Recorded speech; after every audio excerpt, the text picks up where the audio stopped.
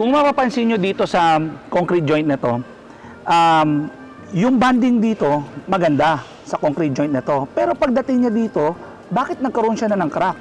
Pero isa lang naman yung pagbuhos ng cement. Why do concrete joints fail? Yan ang matututunan natin sa segment na ito.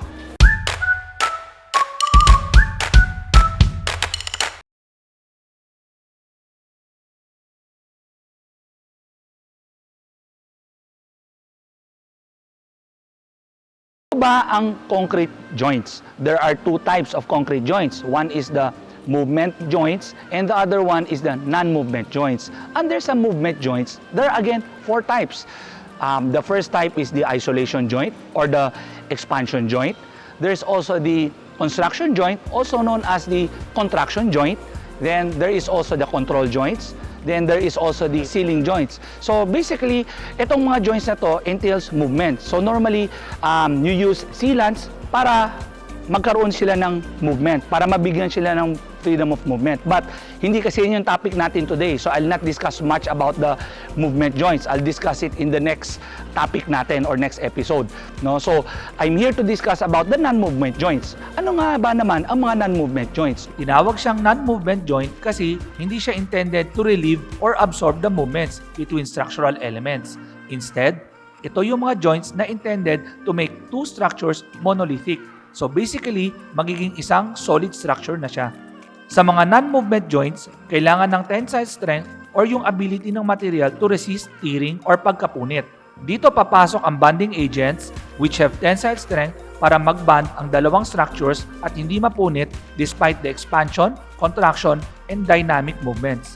Ano ba ang mga rason bakit may joints in the first place?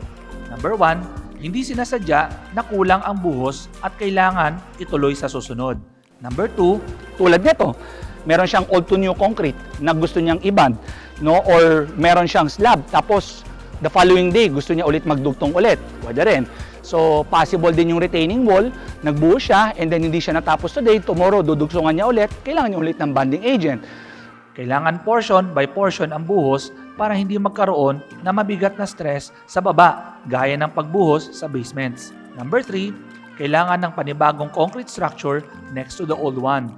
At number 4, dugtungan ng dalawang magkaibang concrete structures gaya ng floor at wall. So, kailan pa ba? Meron din mga parking blocks. Pwede rin old-to-old concrete. Di ba? Alam niyo yung mga concrete parking blocks, yung nagpa-park ka sa mga mall. So, possible concrete yon. Tapos gusto mo siyang idikit para pangharang ng kotse, hindi siya lumagpas, right?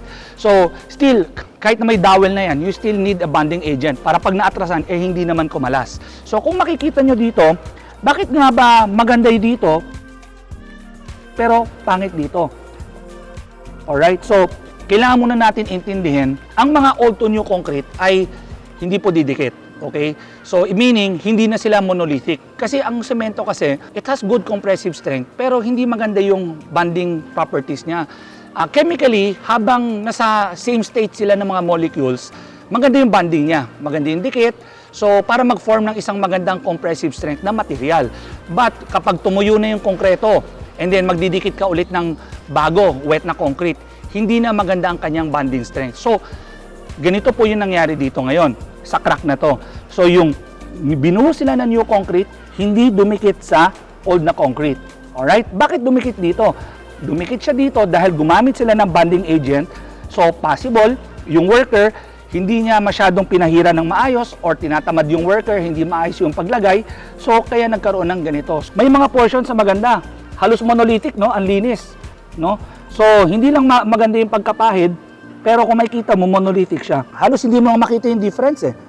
Ayun oh, ang ganda eh. But unfortunately, pagdating sa ibang portions, ayan, tinamad na naman yung worker, hindi niya masyadong binrush at hindi pa ginrind ng maayos. This is a very nice example.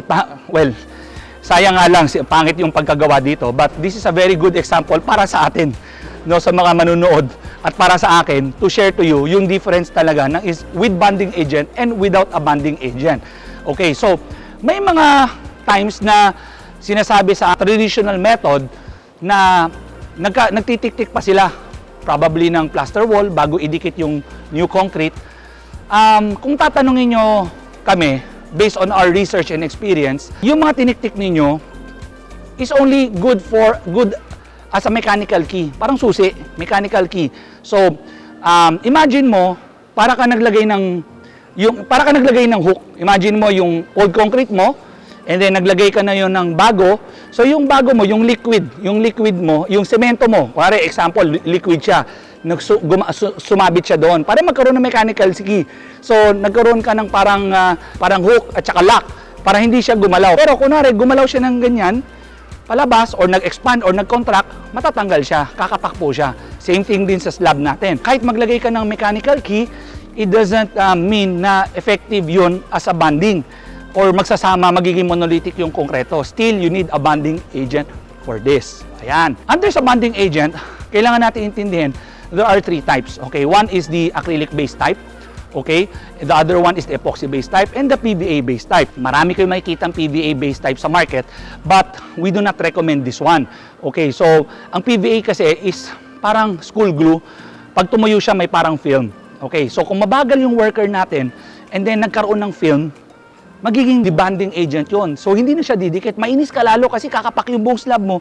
Eh, syempre, ang laki ng investment natin. Talagang sayang dahil lang sa bonding agent. Mali. Okay, so the other one is the acrylic base. Yung acrylic base is good for mga light traffic, mga walk traffic areas. So ang tensile strength niya is around 2,000 PSI.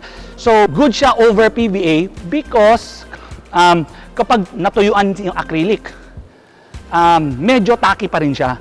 So meaning, didikit pa rin siya kahit na medyo natuyuan ka. Alright, so, but important for you to understand na wet on wet yung application. Habang basa pa yung acrylic-based, kailangan i-apply mo na kagad yung new concrete. Alright? So, under sa Build Right, yung acrylic-based na bonding agent, we call it cement grip. Under naman sa epoxy na bonding agent, normally the epoxy bonding agent, you use it for bonding agent for heavy traffic. Mga roads, warehouses, factories. So, normally use that because the tensile strength for this is around 7,000 to 8,000 PSI. Okay, under sa epoxy bonding agent, there are 2 types again. So, under sa Build Right, we call it Confix LV. LV meaning low viscous. So, ibig sabihin, medyo mas malabnaw. Okay, so ginagamit ito para sa mga slab, sa mga maliliit na vertical joints kasi pwede mo siyang i-brush, mas mabilis siyang gamitin, mas mabilis siyang ihagod. So, when applying a new concrete, again dapat wet on wet. Okay? Tapos, meron din isa pa, is for vertical application naman, is yung Confix HV. So, ngayon, ang gagawin po natin, papakita namin sa inyo ang tamang paraan ng paggamit ng bonding agent ng epoxy sa slab.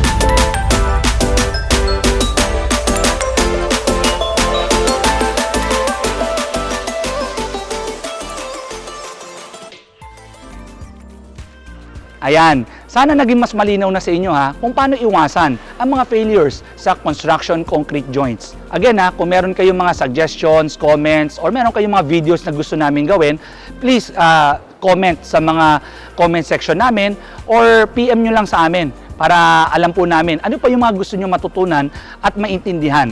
Again, please don't forget to subscribe, like our page para ma-update kayo sa mga bagong construction methodologies. Again, this is Derek Tan, magtanong para sigurado!